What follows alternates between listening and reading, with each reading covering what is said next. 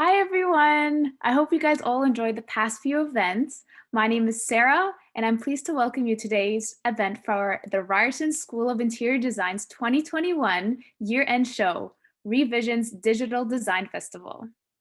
So all of our sessions are offered with closed captioning in partnership with the AI Media.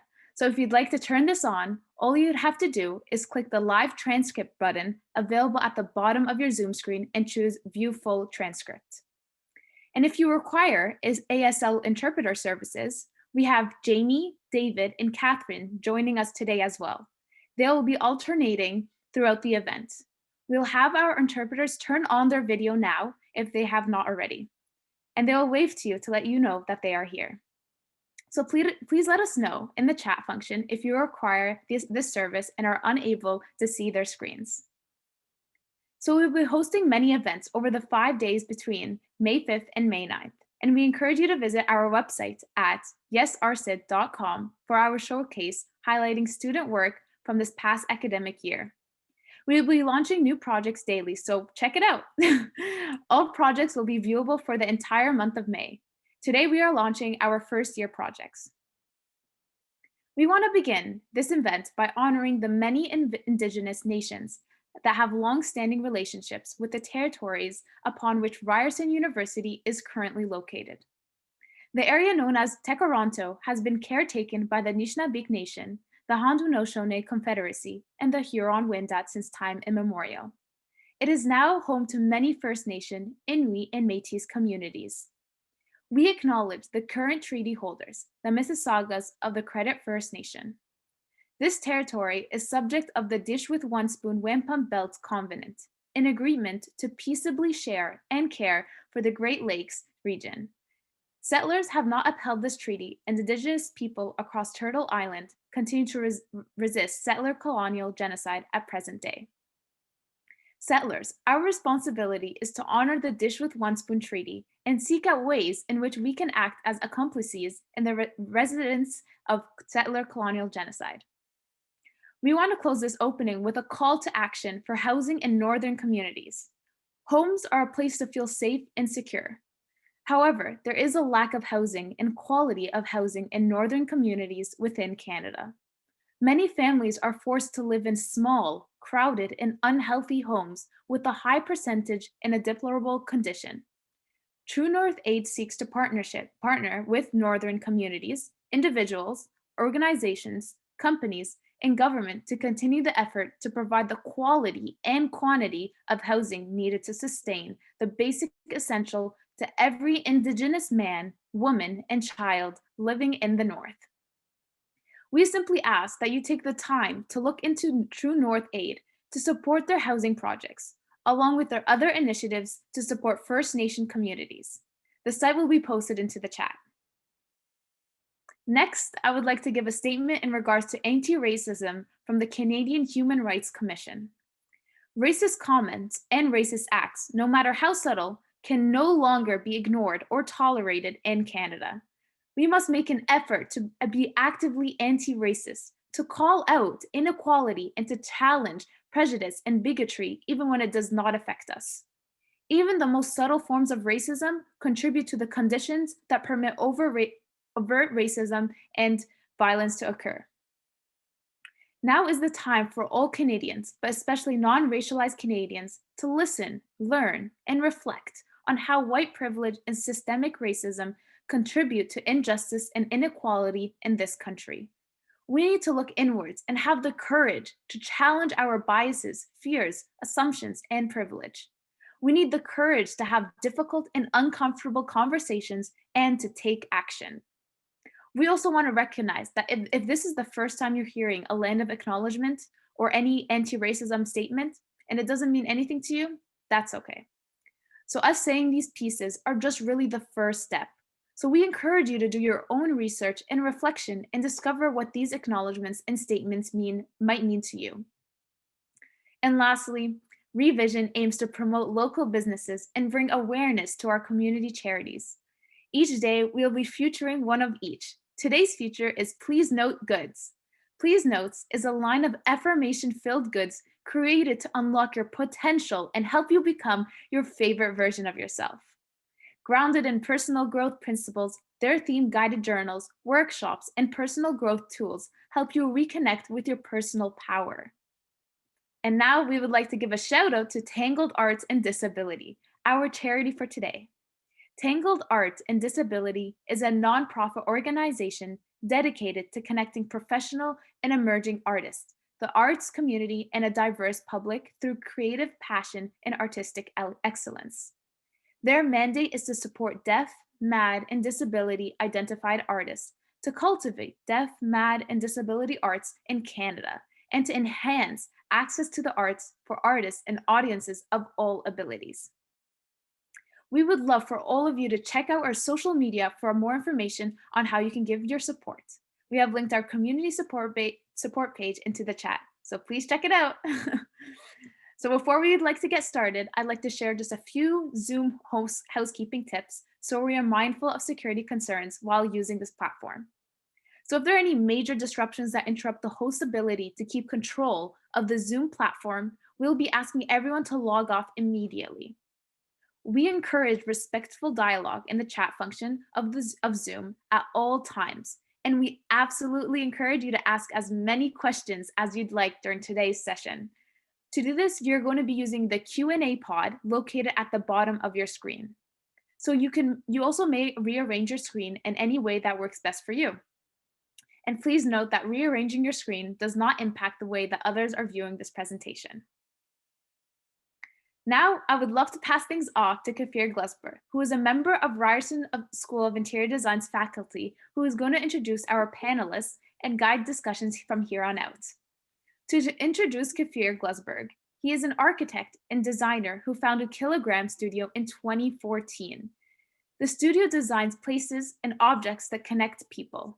His work looks at the relationship of the designer and fabricator, planning policy, and the design of interiors as an extension of our Canadian urban environment. So now I'll be passing it over to Kafir. You can take it away now. Hi, everyone. Thanks for the introduction, Sarah. So my name is Kafir. Yes, I'm an architect and director of Kilogram Studio. I'm honored to be introducing our guest speakers today, and I'm going to be thanking them for joining us for the Accessible Design keynote presentation today. Our first guest is Karen Breitmeyer from Studio Pacifica. So I'll give a quick introduction. Architect Karen Breitmeyer is the founding principal of Studio Pacifica, an accessibility consulting firm based in Seattle, Washington.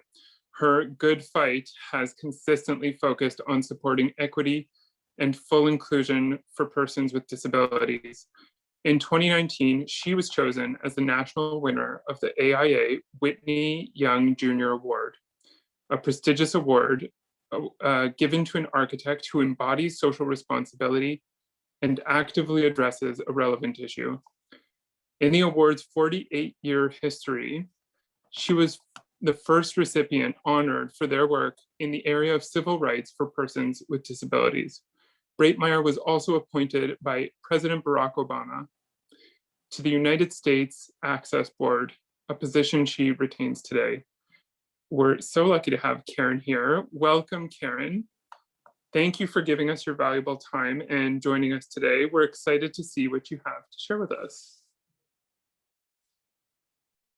Thanks, Kapir. I'm happy to be here today, and I want to say congratulations to all Canadians on the recent passage of the Accessible Canada Act. I am talking to you today from my home in Seattle, Washington, and I acknowledge that I am a guest in this land, home of the Duwamish and Coast Salish tribe. I'm going to start today by sharing 3 questions I often get asked. So what was life like here in the US for a person with disability prior to the ADA? What buildings or places do I think successfully go beyond the regulations? And what still needs to be done to assure great access? So what was life like prior to the ADA? Well, start with people like me 40 or 50 years ago.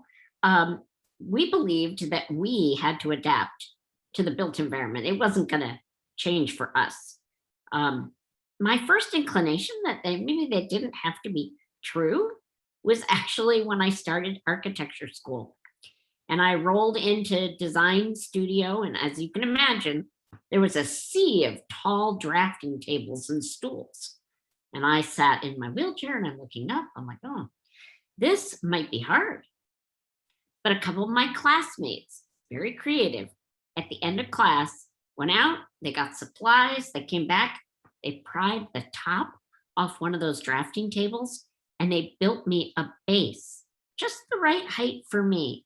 And all of a sudden, I was in business. I was going to be able to use all my abilities then. So that led me to believe, now let me see if I can share my screen here. There we go. So that led me to believe that you have the power to create a beautifully accessible world.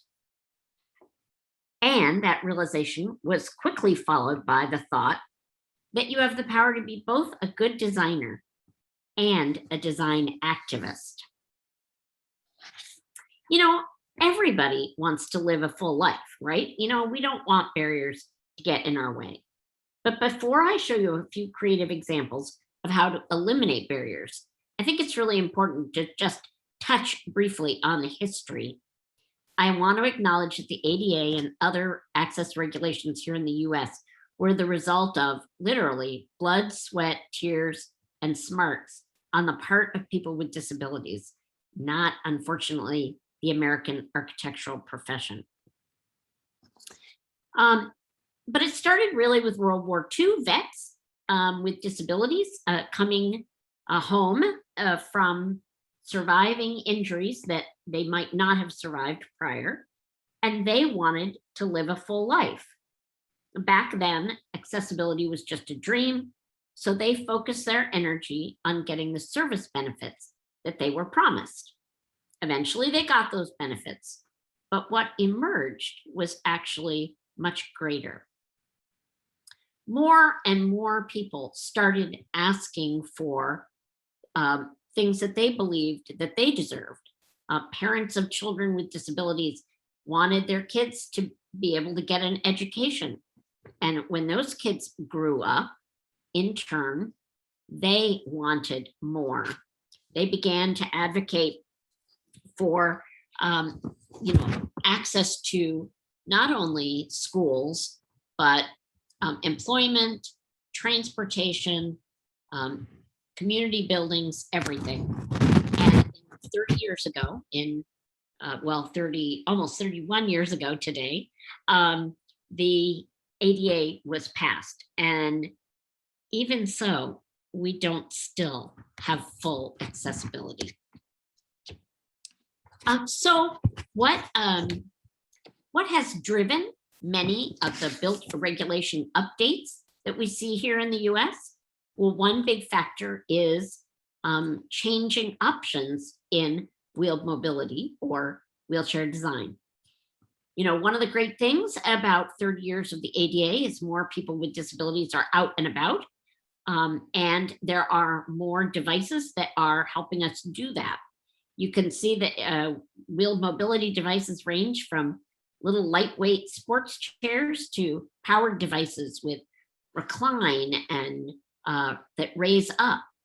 These change or impact the amount of space required for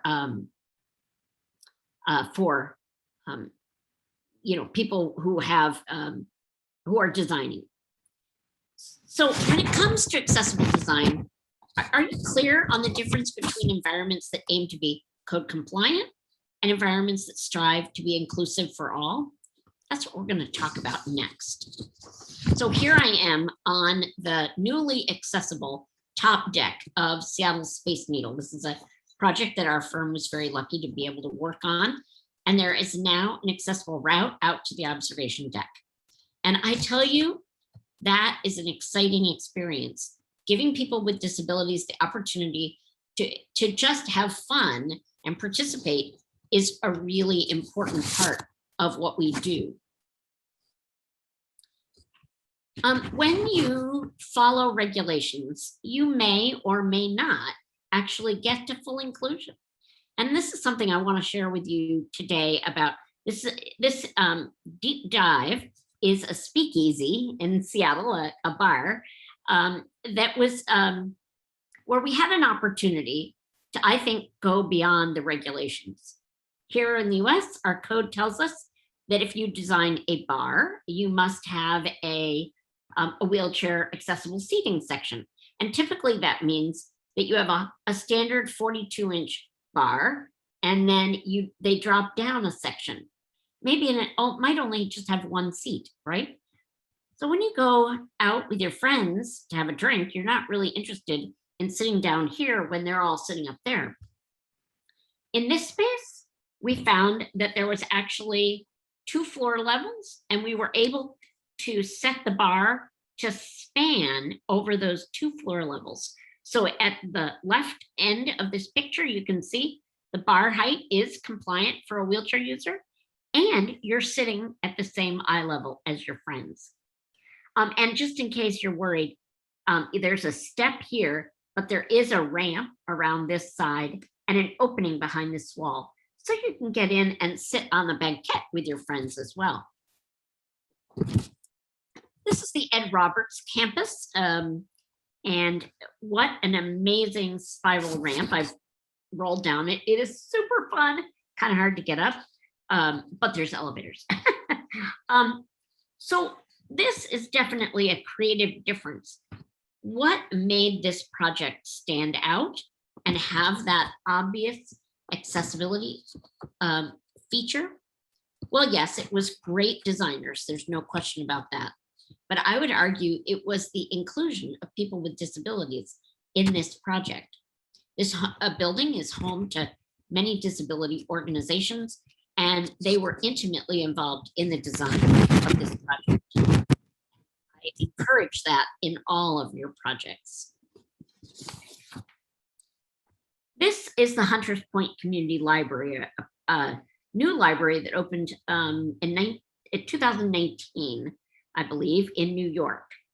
There's been a lot of controversy around this library.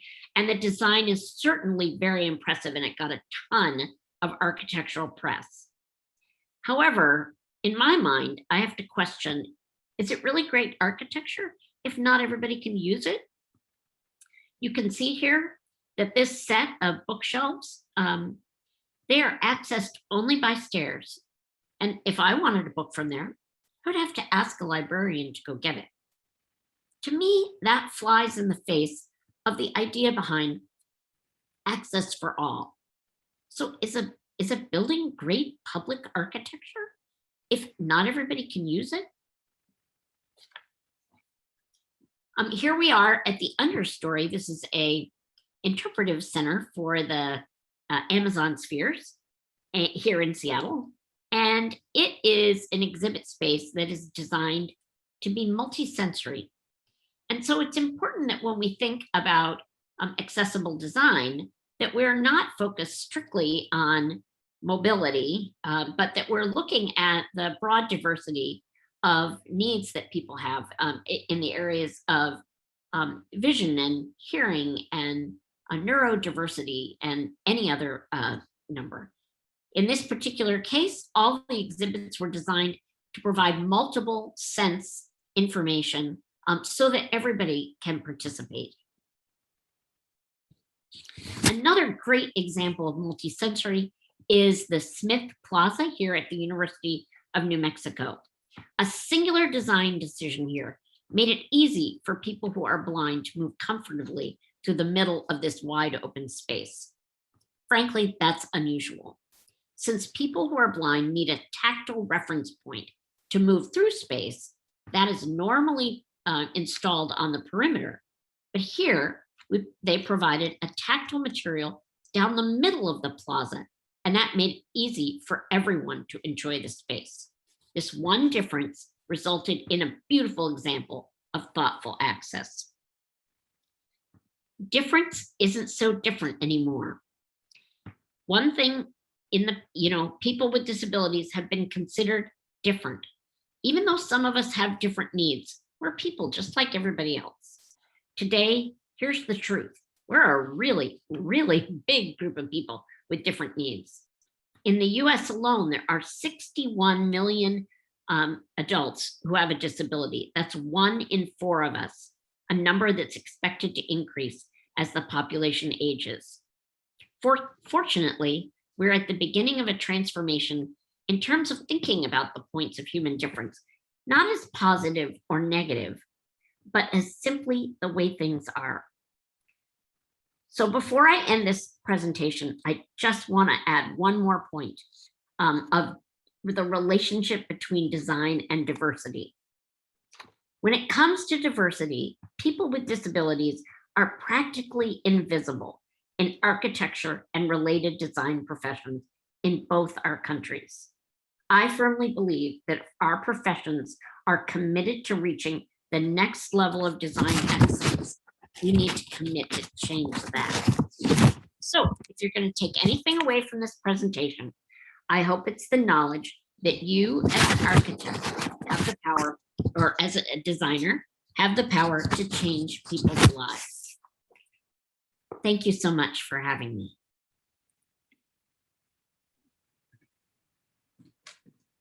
Karen, thank you so much for the great talk. Next, I'd like to welcome Will Sver from LRI Engineering to present. And while Will is setting up, I'd like to remind our audience that we'll be holding a Q&A session after our guests have both presented, and we'll get to your questions then. I encourage you to ask questions, and you can enter them into the Q&A button on your screen, and we'll get to them at the Q&A. Now, for a quick introduction to Will, with over 6 years of experience in architectural technology and accessibility consulting, Will has experience applying barrier-free accessibility design requirements of the building code to various types of projects, including educational institutions, healthcare facilities, and retail fit-outs. Will's experience, paired with his knowledge of accessibility, barrier-free design, and universal design, allows him to think and problem solve alongside clients to meet and exceed the code, while also being respectful of the design intent of the project team. Take it away, Will. Thank you, Kafir. Let me just pull this up. Okay. So thank you so much. I'm so glad to be here today as well to be a part of this conversation. As Karen mentioned, yes, Canada passed our national accessibility legislation in 2019, which is huge, although it does come 30 years after the passing of the Accessible Americans with Disabilities Act in the States. It is huge for us because it's the government's recognition that, you know, this is important and we need to be doing better to, you know, create an equitable environment for all people with disabilities and beyond. So that it's timely for this kind of conversation to be happening, because that is one of these, you know, we are in a period of understanding and learning right now. There's been a lot going on in the last years specifically, and, you know, disability is something that spans through all people. There's not a certain group of people that is only disabled. It is a broad, you know, natural human experience that it does truly affect us all, whether it's you yourself, it's a family member, it's a colleague. Everybody lives this same experience or a similar experience throughout their life, and your level of ability changes throughout your life. So, you know, you might look at yourself now and think, well, none of these things really mean anything to me because I am, you know, I can use a set of stairs, or I can, you know, even simply use a doorknob rather than a lever handle on a door. And so it doesn't matter to me. And, you know, you kind of check out your mind, and you move on with what you're doing.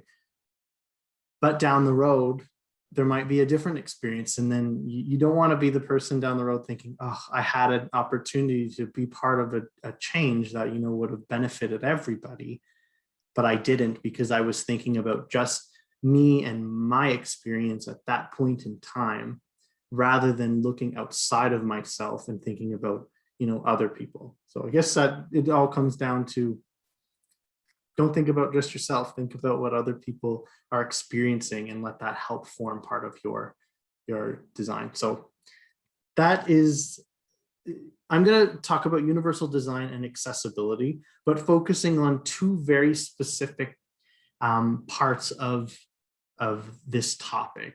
We have compliance, and then we have better practices or best practices.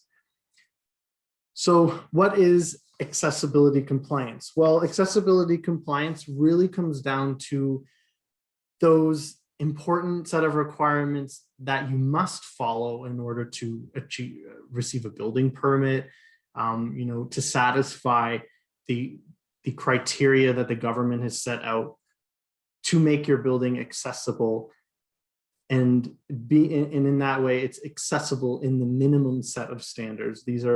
These represent minimum standards that you must comply with. It doesn't mean that you have to stop there.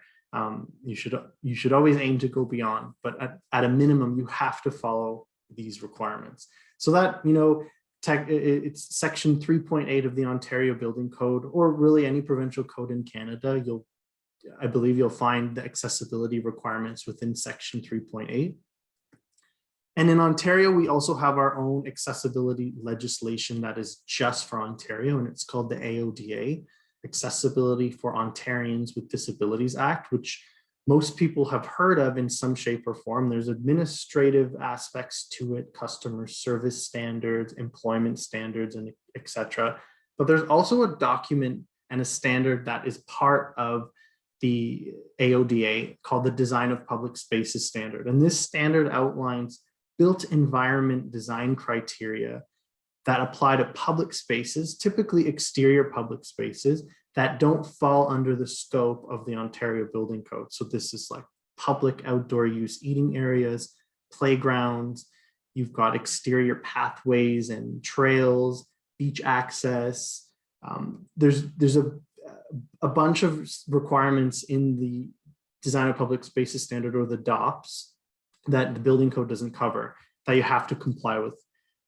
As well, we have the Accessible Canada Act, and right now there aren't really any standards available to follow yet. They're still being created by Accessibility Standards Canada, and these will apply to federal projects. So federal, federal office fit ups for the government of Canada, or other governmental departments that might have built environment aspects as a part of whatever project you're in. And then you also have municipal facility accessibility standards, and that will apply to municipal buildings like, a community center or something like that, that will have criteria. So as a designer, you have to kind of be aware of all of these requirements from a permitting perspective, from a client-driven perspective, to make sure that you are satisfying the requirements for your project. Now, what is universal design? Well, universal design is a term that was first coined by Ronald Mace, and it was further developed into a set of 7 principles by a group of architects, product designers, engineers, and environmental designers in 1997. The most common definition of universal design is that the design of products and environments will be usable by all people to the greatest extent possible without the need for adaptation or specialized design. And that part there is the last part of this definition is the key. Without the need for adaptation or specialized design. And I often think of a successful universally designed project eliminates, the list of policies and procedures that would come into place to supplement your design, so that someone else can access the services. So the library that Karen showed was a prime example where if someone uses a mobility device and they wanted a book or a magazine from the set of racks that were in the middle of the stairs, they have to approach somebody. If they can find a staff member that works there or a librarian, they have to describe what they're looking for. They have to, sit and wait while, if they're there with somebody else, they can't, peruse the bookshelves on their own. So all of the sudden, something that is meant to be enjoyable, people love to go to libraries, bookstores, whatever you have, wherever you are in that type of context, to have an experience. And if you have to sit and wait in a place to find out, oh, sorry, that's not available, or yes, it's available, here it is. All of a sudden that experience is tainted. And that adaptation or that specialized use or that special policy in order to provide access to somebody becomes a burden, and it makes it not enjoyable. So that's a key part about what universal design is. And I'm mindful of the time. There are 7 principles of universal design: equitable use, flexibility in use, simple and intuitive use, perceptible information, tolerance for error, low physical effort, and size and space for approach and use. All of these principles come together to form, or to help form, a design that it achieves that definition, that it's used by the vast majority of people without the need for adaptation. So going to equitable use, some criteria for how you consider equitable use are that the design provides the same means of use for all users. It's identical wherever possible and equivalent when not. It avoids segregating or stigmatizing any users. Provisions for privacy, security, safety should be equally available for all users, and it makes the design appealing to all users. The biggest example that I can think of when I think of equitable use is, imagine you're approaching a building, and the building was designed with this beautiful set of feature stairs, but there's a ramp just so that they can say, oh, we complied, we have accessible access to this building, there's a ramp off to the side. Whether or not proper signage is provided to direct somebody to that ramp, you have equal access, someone can get into the building, but do you necessarily have equitable access? Equitable access is or equitable as defined means fair or impartial. Right off the bat, when you have a set of stairs and a ramp, you're causing people to separate. So I often go back to, is there a point where someone has to make a choice and that choice is their only option? Well, then maybe the design needs to be reevaluated. So maybe there's a feature ramp instead of the feature stairs, like in that Ed Roberts, I think it was a library, I can't remember, the building that Karen showed as well, where there's a feature ramp instead of a feature set of stairs. Or maybe the grade can be sloped so that, there's not stairs or a ramp. It's just a gradual slope to the entrance. Sometimes you're fighting with natural grading and you can't accomplish that, but evaluate the design to see where you can make those opportunities, and don't just, do something because it's been traditionally accepted. I don't like feature stairs. Don't design feature stairs, do something different.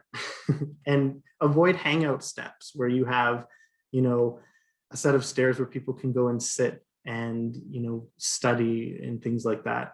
It definitely puts like segregation right out front, because now someone can't, if they're using a mobility device or they have trouble with steps, they cannot go and sit or be with their friends.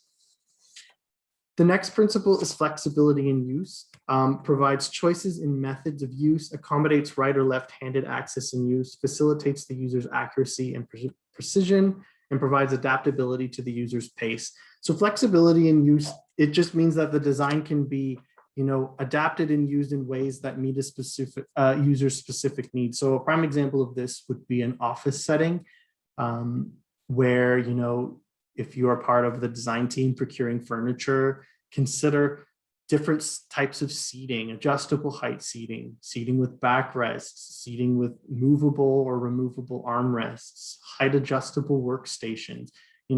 I went to a restaurant with one of my friends pre-pandemic.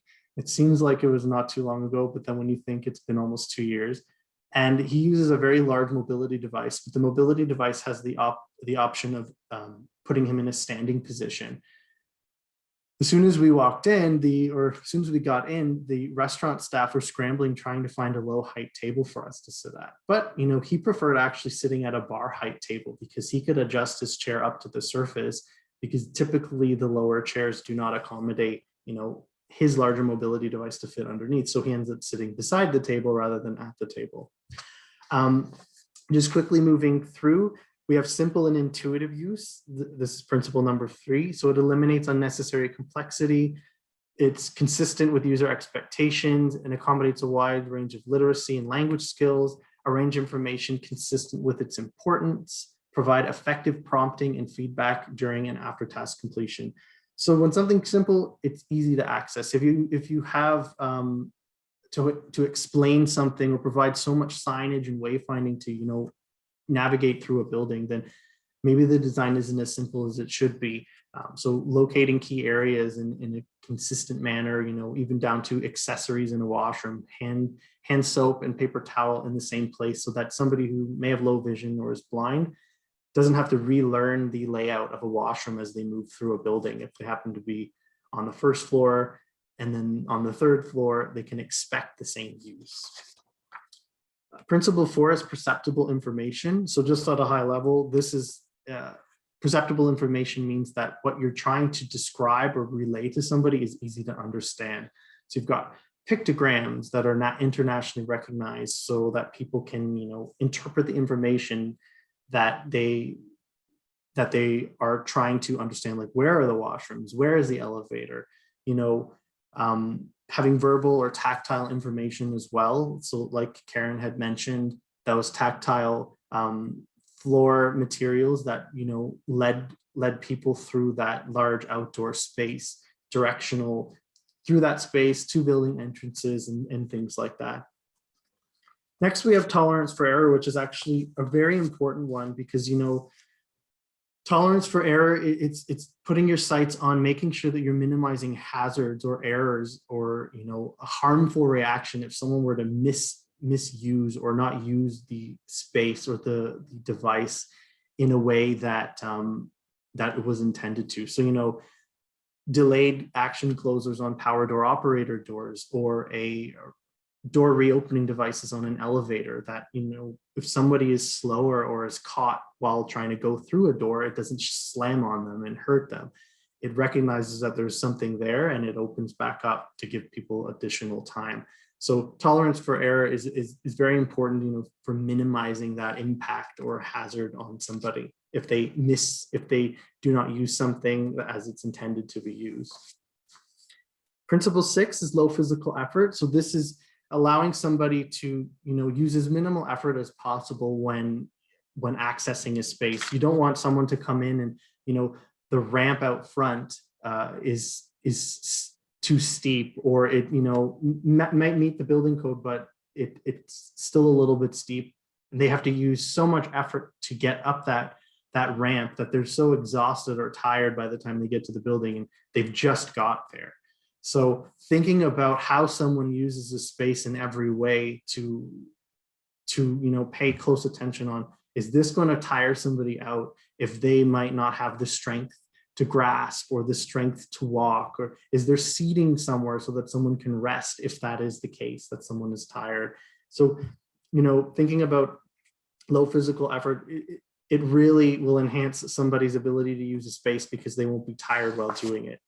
The 7th principle is size and space for approach and use. So this principle here is one that, you know, it's trying to display that in order to use something, in order to use controls in a building, or in order to maneuver in a bathroom stall or other space to get through a door, there's specific size and space requirements that are required to, you know, suit wheelchairs or suit people that use mobility devices like walkers or canes or crutches, or people that have guide dogs, or, you know, even people that are communicating through sign language and they're communicating side by side. So, you know, maybe a wider ramp or a wider path of travel is important to be able to promote that use of the space. And often you can look to better practice standards, like some of the ones that I mentioned earlier, like a municipal facility accessibility guideline that might promote higher levels of size and space. Building codes have some too, but as I said, that's the minimum set of requirements. So sometimes you have to look beyond that. So how do you apply universal design? And I know that I've got the flash that I'm probably long done, but what I want to say about how you apply universal design is that don't expect to find a checklist that you're going to, you know, apply to your design and say, okay, this is universally designed, I'm good. Universal design is not a checklist. It is a process. You have to think about it as a process and an analysis. So take your design and, you know, allow it to be shaped by the universal design principles. Don't take a design and then go, oh, now let me check to see if I've accommodated all of these principles. It's a very important distinction to make, that universal design is a process that forms a design, and it is not meant to be something that you just, you know, compare your design to at the end of the day.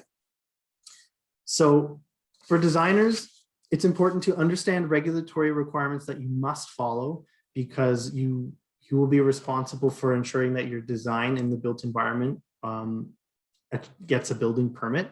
You don't want any delays for that. That's not good for a project budget or your reputation. Apply better practice standards when you can, but always check that those better practice standards comply or exceed the building code. Each, you know, the building code is amended at certain periods, and these other standards are developed at a point in time. And if the building code has been amended after the date of a standard being developed, sometimes the building code might be better than that standard. And if you just assume, oh, this is a best practice standard, if I follow it, I'm fine, you might find yourself in that, you know, situation where you've done something that doesn't necessarily comply with the building code. And then lastly, understand your client expectations, and then take your design through the universal design principles and allow that to really shape what you're doing. Okay, that's everything. Thank you. Thanks for the great talk, Will. We're going to be opening up the floor for audience questions. I'll be taking questions from the Q&A pod here, so you can go ahead and submit more if you like. If you have not already, so Karen and Will, if you don't mind just having your cameras on, I guess, Will, you've got yours on, which is great. And I'll start with a question about what strategies can we implement to make currently non-accessible designs more accessible? Karen, maybe I'll let you start. Well, that's a huge question. It How do is. we make inaccessible designs accessible? Well, I mean, there's the start is to like follow the building code or the federal regulations that you're working with. That sort of sets a baseline. In the way I think about it is that's the minimum, like the floor that you should be working to. And then you're going to look at ways to go beyond. And I think the best way to, if you're relatively new or inexperienced around accessible design, is to engage members of the disability community in your area that are going to be benefiting from your project to see what they think they need or want. And so community engagement is, I think, a super important aspect. Will? Yeah, I was going to say the same thing, as well as, I think a big thing with designers is you have to accept the fact that you do not know everything, and learn that, it's okay to engage consultants that know or specialize in certain areas. So the first thing you can do is do some research, find out, is there an example of a project where this was an existing condition before, and what were the tricks and tips that designer had used, and what was the end result? That might be a great place to start. But then don't be afraid to reach out to professionals in that field to, help you analyze the design. Renovations are often quite complex, and you might not be able to make a fully compliant design at the end of the day based off of size and space limitations. A big one is, in an office tower where you have typical washroom cores, they're usually bounded by structural shear walls, columns, and the elevator core. You can't really just, well, this is going to bust down the elevator wall and make my bathroom bigger so that I can fit a turning circle. It might not be possible, but there might be things you can do, like updating the grab bars to current requirements, or updating the accessories using hand, like automated faucets, and adding a power door operator if there isn't one to the washroom. There are things that you might be able to do, but you have to be very understanding of, there might be limitations. And there might be, that washroom core is not worth saving. You can't fix it. So let's find a space to add a brand new washroom to make it accessible.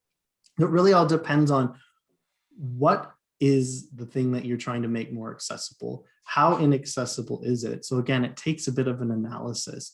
So the first step is actually understanding that it doesn't work and it's not accessible.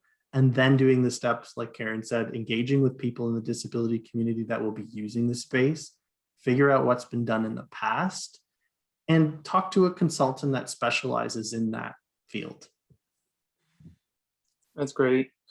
Yeah, I mean, so many of the barriers that people living with disabilities face are architectural.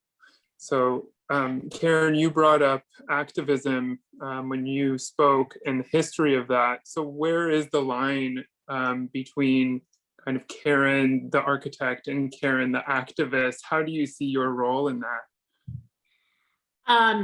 Well, as an accessibility consultant, that is indeed what my firm does.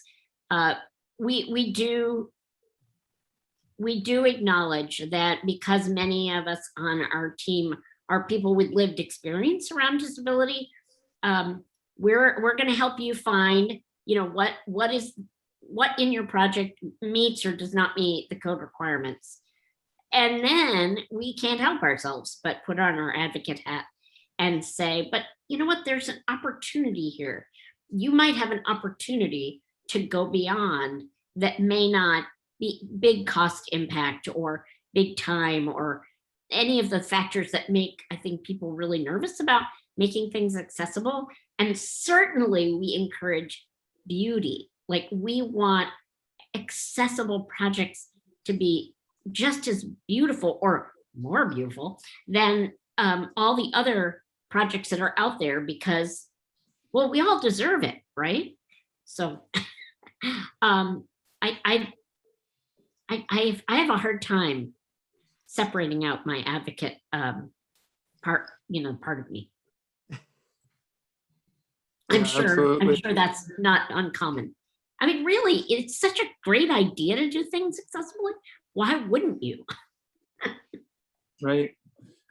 And can I just Yeah. put up one other thing? I want to reinforce what Will mentioned, which is that people with disabilities are found in every community. You know, we think of people with disabilities as a separate minority group, but people with disabilities are found in every group, socioeconomic, racial, gender, everything. So if you're feeling like I'm going to be working for this particular group and we're going to be building a project that suits them, you have to understand there are people with disabilities that will be impacted by that in every group. Okay, enough of that. That's great. One of our audience Q&A questions is about technology, and they're asking, technology with regards to accessible design is evolving rapidly. What are some of these technologies that may be relevant in the realm of interior design?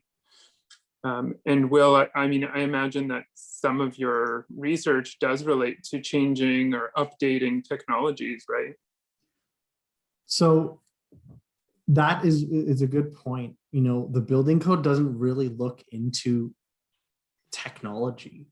So technology and devices that are equipment kind of fall outside of the scope of what the building code will look for. If, for example, a lot of technology that's gone into making the use of an office space simpler, it's those room booking systems right at the front door of an office meeting room, so that somebody can just occupy the office, or however it's set up, where they log into a computer and I don't know how it works in every setting. I worked at an office once where I just sent an email to the room and the room was booked in my name. Technology can be great for some, but it can be even more of a barrier for others. So if you think about those devices, they're usually like an iPad or something non-tactile,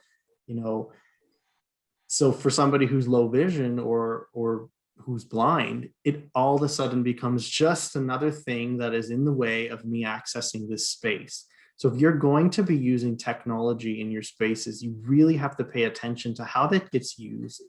And that's where it comes down to universal design. The universal design principles will help you inform, well, maybe an iPad type of scenario isn't great. Maybe I do need something with tactile buttons or braille that somebody can actually interpret, or a keypad or a keyboard is provided or something like that. So technology can be great, but you have to still consider it through that lens, and how is it going to be made to be accessible in the end as well. So I don't know if there were some specific pieces of technology you were thinking of, but that's a big one when it comes for interior designers. I know that those type of technological pieces get put everywhere in an office to kind of make it more modern, or control lighting, or control the presentation or the computer screen. There's a huge technology push for that. So those pieces definitely need to be accessible for everybody, and the building code will really just tell you how high you need to mount it, and that's it. Right. That's a good reminder of what you described as equitable design, which was an excellent point. I think that we are out of time for today. Unfortunately, there are some great comments and questions that have come up.